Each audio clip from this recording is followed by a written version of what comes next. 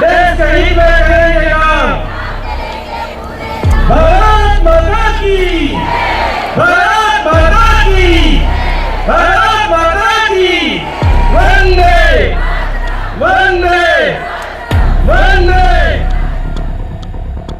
અમદાવાદના સાબરમતી રિવરફ્રન્ટ પર રાજ્યભરમાંથી આવેલા 1 લાખથી વધુ કામદારોએ આ નારા લગાવ્યા.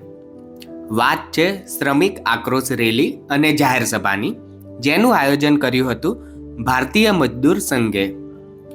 જુદા જુદા 161 સંગઠનોના કામદારોના પડતર પ્રશ્નોને લઈને આ આયોજન કરાયું હતું.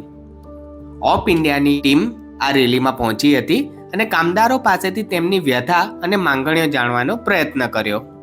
આજ રોજ અમારે ભારતીય મજદૂર સંઘ દ્વારા અલગ અલગ ડિપાર્ટમેન્ટની જેમના પગારની, નિવૃત્તોમાં પેન્શનની ઘણી બધી માગણીઓ અમે દરેક વિભાગને અને સરકાર સમક્ષ પણ રજૂઆત કરેલ છે. તેમ છતાં હજુ સુધી અમને આપવામાં આવેલ નથી.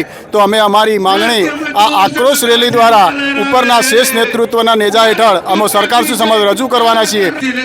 મારું નામ નીરજ પટેલ, અદાણી પાવર કર્મચારી સંઘનો પ્રમુખ છું.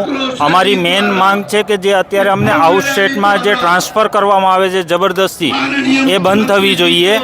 અને અમારી બહેનો પૂરી જિંદગી સરકારશ્રીના અને બાળકોના હિતમાં કામ કરે છે. તો જ્યારે બાળકોના હિતમાં જ્યારે બહેનો કામ કરતી હોય છે અને 58 વર્ષ પછી જ્યારે બહેનો રિટાયર્ડ થઈ જાય છે, ત્યારે ઘણી બહેનો એવી છે કે જેમને કોઈ સાથ સહકાર નથી મળતો.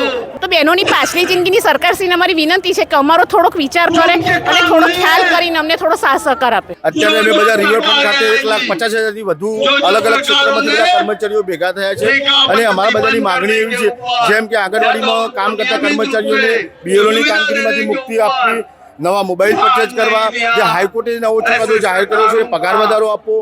અમારી માંગે સરકાર જોડે એ છે કે અમને 7 વર્ષથી સિમ એકલા આપ્યા છે અને અમને મોબાઈલ આપ્યા નથી.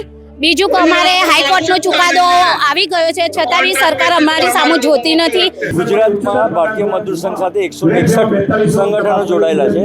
એ 161 સંગઠનો ગુજરાતમાં કામ કરતા તમામ શ્રમિક જગતના શ્રમિકો સાથે જોડાયેલા છે. અસંગઠિત હોય, સંગઠિત હોય, ખાનગી હોય, એ બધા જ લોકોના પ્રશ્નોને લઈ અને અમે આજે અહીંયા વિશાળ રેલીનું આયોજન કરેલું છે.